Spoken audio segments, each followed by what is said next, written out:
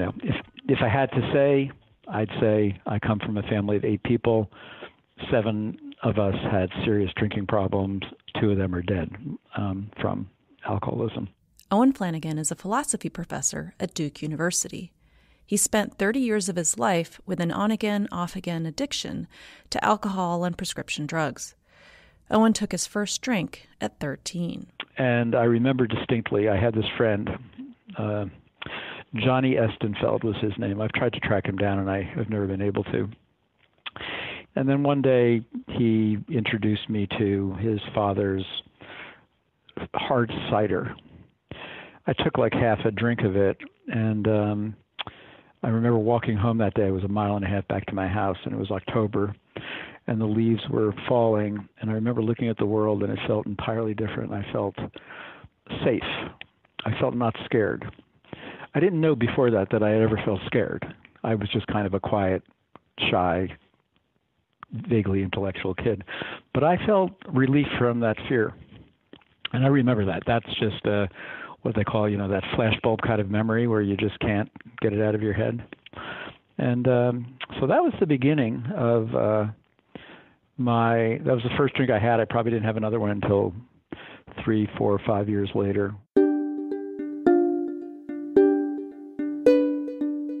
Welcome back to In Sickness and in Health, the podcast about health and social justice. I'm Céline Gounder, and I'm a doctor.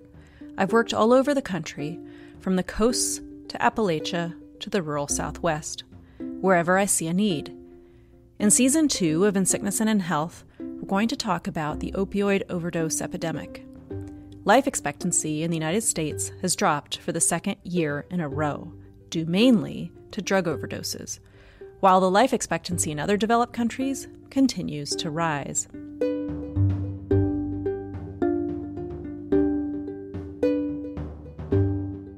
In this season, we won't be talking about opioids the way you're used to hearing. We'll talk about how we think about drugs and why that matters. We'll get a better understanding of the many downstream effects of drug use. We'll show you why we've got to think bigger than healthcare and bigger than law enforcement if we're going to solve this problem. We're going to spend time with all kinds of experts, from former users in recovery and secondhand sufferers to scientists, legal scholars, economists, and philosophers, as well as doctors, nurses, social workers, and law enforcement on the front lines. And we'll learn from our and other nations' histories with drugs.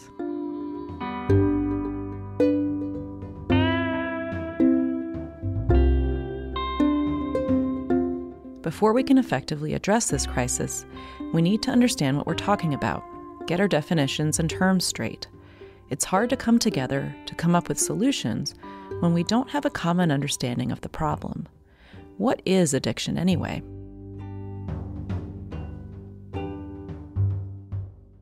So to begin this season, we're going to start with the basics. How do we define addiction? What is it? In 1956, over 2 decades after Alcoholics Anonymous was founded and its members preached alcoholism as an illness, the American Medical Association declared alcoholism an illness. And in 1987, the AMA and other medical organizations officially declared addiction a disease. So for 3 decades now, the medical community has officially recognized addiction to be a brain disease. But as more light is shed on the subject, as more scientists have studied the issue and have come forward with their theories about drug use, even as much of the lay public still thinks of addiction as a moral failing or lack of willpower, the idea of addiction as a disease has become a lot more complicated. So what's the science behind this idea?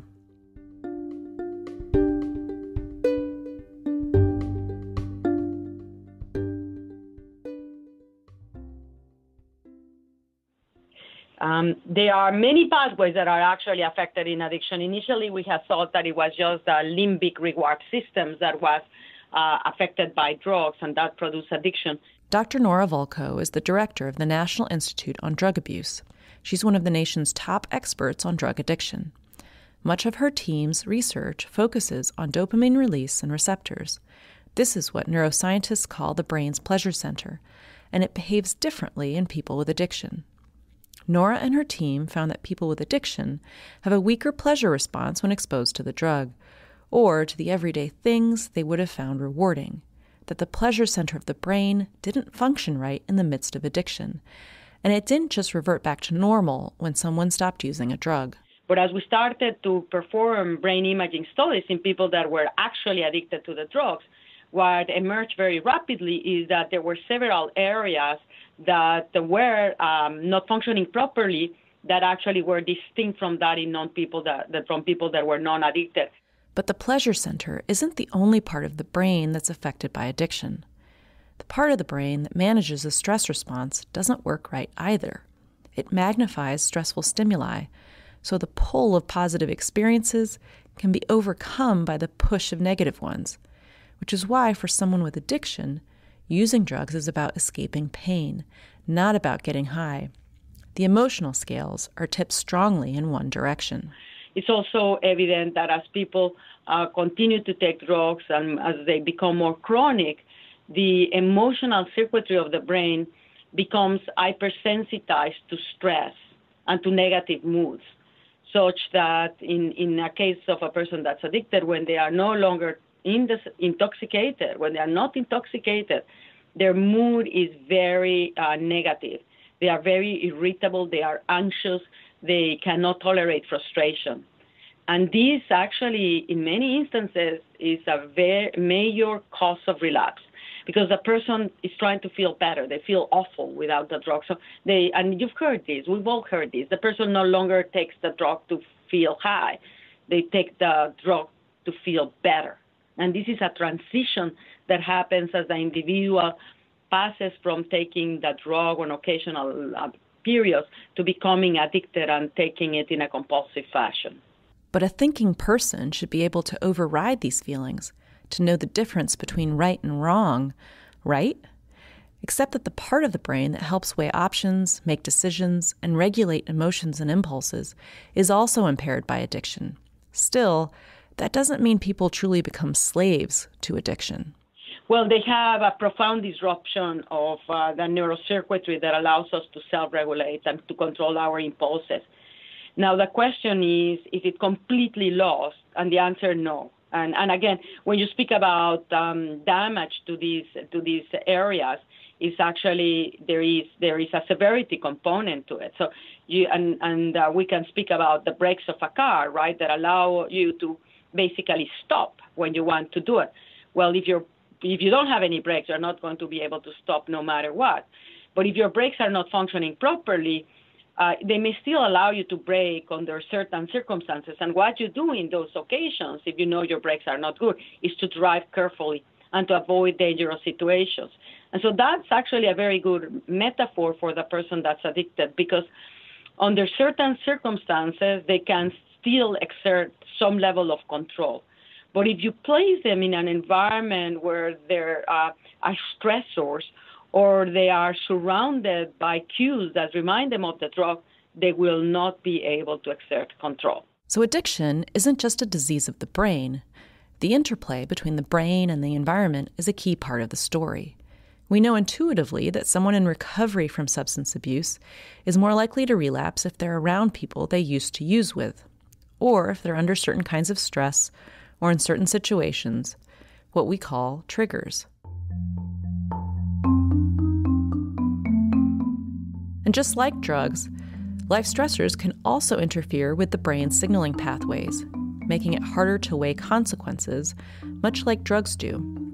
This means that someone who grew up with neglectful or abusive parents, someone who's been sexually assaulted, someone who grew up poor, not always having 3 square meals a day or a safe, reliable place to stay, might be more likely to become addicted to a drug once exposed.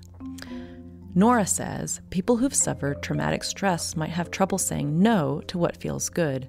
A connectivity of the brain, and most notable is the connectivity that emerges between the prefrontal brain regions that we were discussing are fundamental part of executive control networks. And the limbic emotional areas of the brain are delayed. The development of those connections are delayed in children that have been brought up in environments of social neglect. that could explain why they are much more prone to impulsive behaviors and why they have trouble regulating their emotions. And they can get frustrated and angry and do behaviors that can be very dangerous. And it isn't just those earlier life stressors that can tilt the scales. The age at which someone tries a drug also predicts risk. The brain, in particular the part of the brain that helps us weigh pros and cons, to make decisions, to control impulses, doesn't finish maturing until we're in our mid-20s, years after the rest of the body. The younger you are when you get exposed to drugs, the greater the risk you become addicted. And this is because actually the brain is much more plastic when you are young. And what is plastic? It means neuroplasticity. It means that the brain physically changes itself as a function of its environment. Very important property because it allows the brain to grow, to maximize its ability to actually solve the environment and for you to perform properly in the environment you are growing up with. So that's why it ultimately gets tailored and modeled by the environmental circumstances. Inherited genes are another part of the story. They can make someone more susceptible to drug addiction, or alcoholism, or diabetes. But Nora says these genes can also be suppressed by the right kind of healthy environment. And the wrong series of life events can bring out those genes, the predisposition. And it's important to understand, obviously, these interactions because as of now, we cannot cure a genetic disease per se for the most part. But what we can do is if we understand how that gene interacts with the environment, we can actually do prevention interventions to buffer those adverse environmental effects. Nora looks at diabetes, also considered a disease, in much the same way that she looks at drug addiction. Addiction doesn't happen in a vacuum.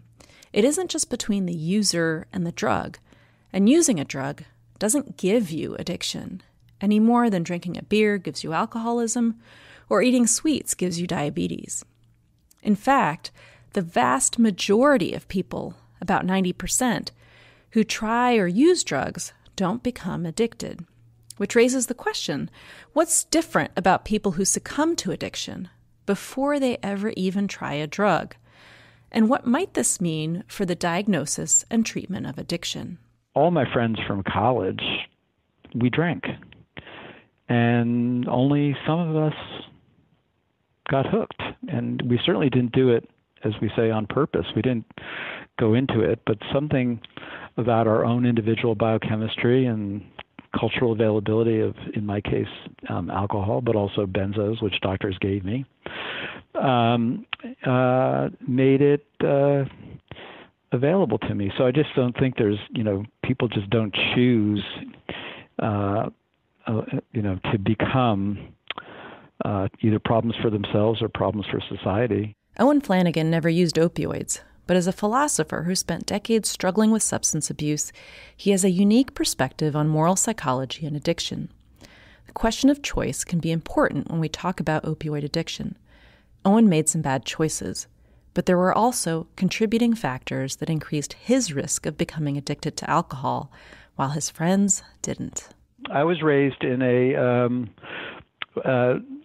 good New York suburban post-World War II family. My father had been a soldier in Patton's Third Army in Germany, and he went to college on the GI Bill, and I was the oldest of 6 children. And we identified, at least my parents did, as, Irish Catholic. And I always knew that people drank. That's what I kind of thought adults did. It was just part of what, I saw my parents, for the most part, drinking quite responsibly. That it wasn't always that way, but I mean, as a child, I just knew there was something called cocktail hour. My father came home from Manhattan. He had his drinks. I remember the kind of almost, it was a little bit sacramental. Owen describes his father as a pretty responsible drinker, and he says he figured that he was just a heavy social drinker like his dad seemed to be, unlike his siblings who suffered from alcoholism or couldn't hold their liquor, and stopped drinking early in life. But after college, Owen's drinking got really serious enough to ruin relationships. or prevent him from engaging in them at all. He became addicted to benzos, drugs like Xanax and Klonopin, after being prescribed them by a psychiatrist. And that addiction fueled his drinking. He lost his marriage, and his relationships with his kids suffered. I think that, I mentioned this to you about my own case. There was a powerful feeling of the medicinal effect of alcohol on me. I'm not saying it's the same for everyone. I know that, for some kids my age back then, it might have been more of something to make you cool at a party. But for me, I remember the first thing it did was reduce fear and anxiety.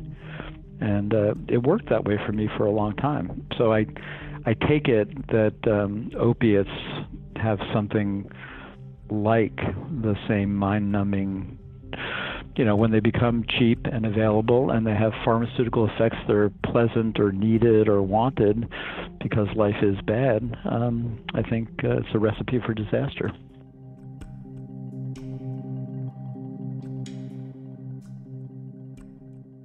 Owen was resigned to being dependent on these substances. He didn't think he could live sober without being miserable. And then by just going to AA all the time and making friends there, I remember there was suddenly like a morning, and I thought, my God, I hadn't thought about a drink for like 2 hours. And then that started to become half days, and that became full days, and then something happened. I think it was, time and community, I guess, is my best guess. Obviously, my neurochemistry was doing things that I have no access to. So alcohol and benzos had a medicinal effect on Owen. They helped soothe his fear and anxiety. But friendships he made in AA were, for Owen, an important part of the treatment for his addiction. I mean, it's definitely not entirely a brain disease. So that's where I'm on, and I sometimes just say this. I say addiction is a lifestyle issue, but it clearly involves the brain. Owen doesn't outright reject addiction as brain disease. He thinks of addiction as a little of column A, a little of column B, as a brain issue and a behavioral issue rooted in family and culture, as well as social circumstances. It's something that manifests differently for different people, differently with different drugs. So I was looking for this. I've been looking for this for some time. I started out thinking that dopamine was the answer and I was going to find this sort of thing. So first of all, there's like almost no evidence to support this notion that drug addiction is a brain disease. I wrote a paper, an opinion piece in Nature, and I go through some of the literature to point out that the notion that drug addiction is a brain disease is catchy but weak. There's no evidence. Dr. Carl Hart is the chair of psychology at Columbia University. He actively resists the word abuse when it comes to drug use. To Carl, addictive substances are things that some people struggle with, that pose a problem. These problem substances interact a certain way with the brain, but to Carl, that isn't the same thing as drugs causing a clinical brain disease. We think about brain diseases that we know, something like Parkinson's disease, something like Huntington's disease. Those kind of diseases are progressive.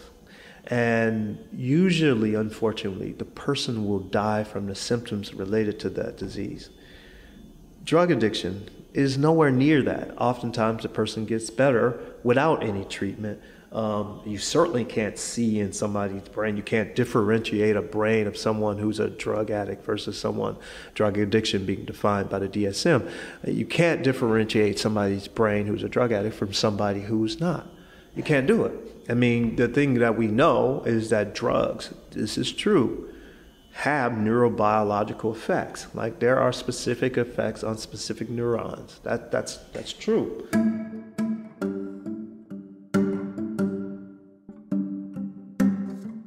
The way Carl sees it, a brain disease is something that progresses, something intrinsic to the person with the disease, and calling addiction a brain disease muddied the waters of discovery and deliberation for him. I haven't seen the evidence of this, and I've been studying drugs for 25 years, the neurobiology of drugs, and this is why I got into this study, to try and figure out where is it. I want to understand it. And I tried to learn everything I could about dopamine. That was I was a convert. And then I realized that I had been hoodwinked. It's a church. It's just like a religion.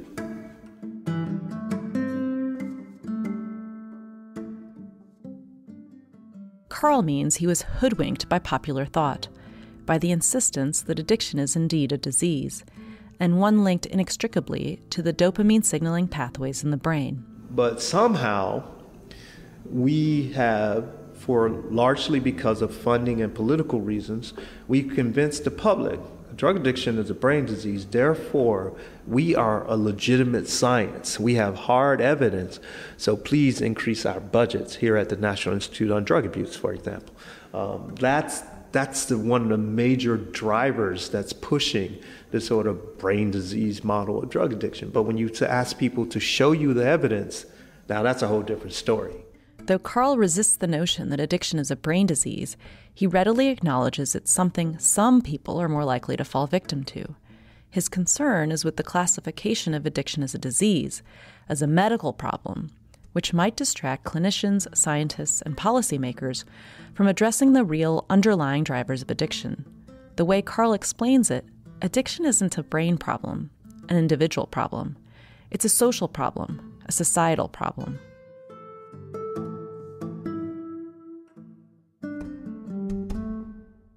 So in order that we have to think about the numbers of people who actually become addicted.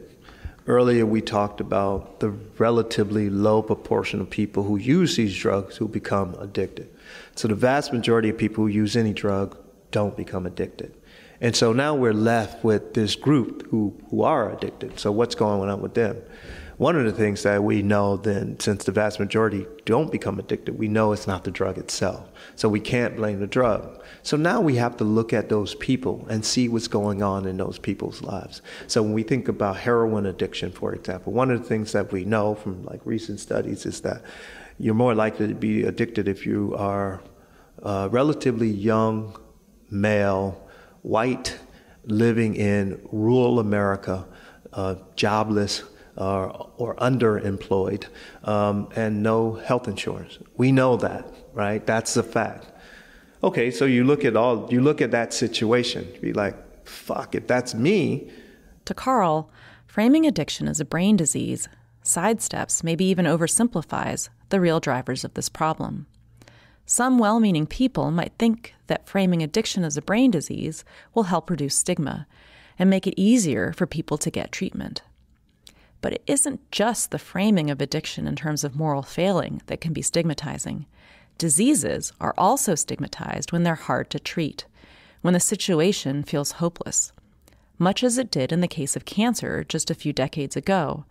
And if we focus just on treating addiction as a brain disease while ignoring other causes, this could backfire, leading some to give up hope when treatments targeted at the brain circuitry don't work. Addiction is an experience. It's a phenomenon that emerges in very, very complex systems, which are largely marked by nonlinear causation. And so we should be thinking about patterns of interaction and directing those patterns of interaction. So just think that oversimplifying and employing this sort of billiard ball kind of causality to the concept of addiction is wrong-headed and unhelpful. And I know that people are capable of more nuanced thinking than that, and that's what I would like for those who are leading the field and doing legislation and are developing treatments to think about. Like Owen Flanagan, Candice Shelby is a professor of philosophy. She teaches at the University of Colorado. And like Owen, Candice comes from a family that struggled with addiction. Her father, her mother, and her sister. Candice has devoted a lot of thought and academic study to why some people, like her family, develop addictions, while others, like herself, don't. Last year, she published her book, Addiction, A Philosophical Perspective. We say that somebody has a disease, but it's the individual who is affected, the individual who's responsible, the individual who came down with this disease on his or her own. And that's not what happens in cases of addictive experience.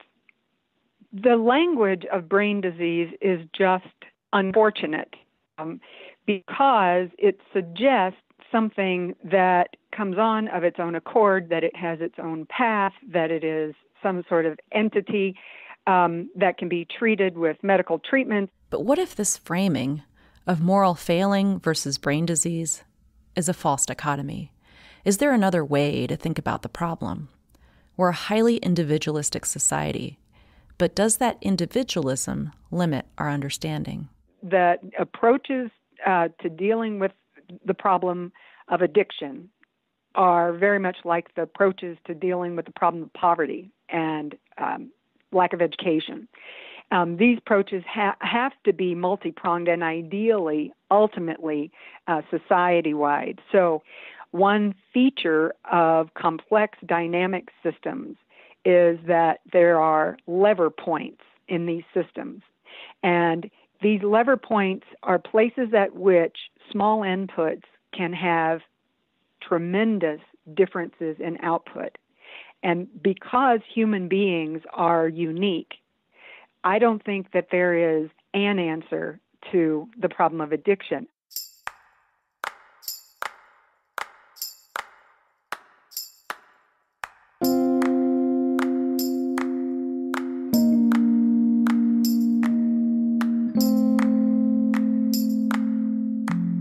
Candice comes at the problem of addiction from a different point of view and field of study, but it arrives at many of the same conclusions as Carl Hart, that so long as we think about addiction as an individual problem, our solutions will continue to target individuals.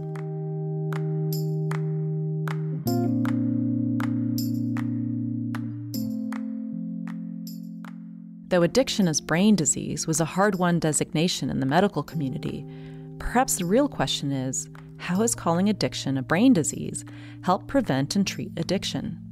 Has the word disease mitigated the stigma of addiction? Or is it just the shifting social landscape of drug addiction, one in which white suburbanites are also susceptible, not just poor people of color? What medical treatments have researchers developed to treat addiction as a brain disease? Or do we keep treating addiction the way we have all along, in classic AA 12 steps fashion? Does calling addiction a brain disease make it easier to ignore the complex and difficult to address social, political, and economic factors that contribute to the so-called opioid epidemic? Over the next several episodes, we're going to look at many of the complicated contributing factors. We'll show how understanding those factors can help us come up with solutions, and we'll speak to the people who are facing them head-on. Because even if addiction is indeed a brain disease, it's so much more than that. That's next time on In Sickness and in Health.